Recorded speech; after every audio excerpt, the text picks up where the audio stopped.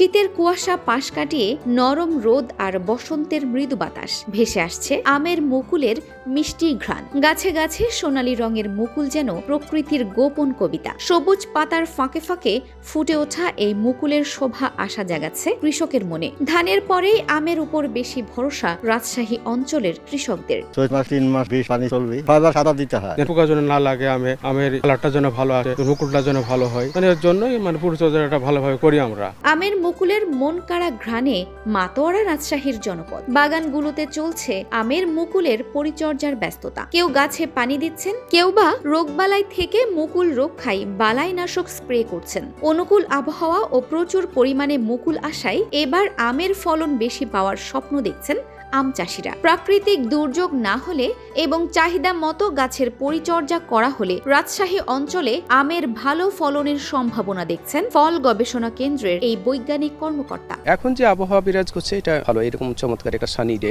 রৌদ্রোজ্জ্বল দিন কিন্তু এই মুকুলের জন্য খুব অপরিহার্য। এইরকম যদি দিন থাকে তাহলে যদি ফ্রুট সেট ভালো হয় তাহলে কিন্তু ভালো একটা বাম্পার ফলন হওয়ার সম্ভাবনা রয়েছে। রাজশাহী অঞ্চলে এবছর প্রায় 19,603 হেক্টর জমিতে আম চাষ হচ্ছে। আমের উৎপাদন লক্ষ্যমাত্রা ধরা হয়েছে 2,46,000 মেট্রিক টন।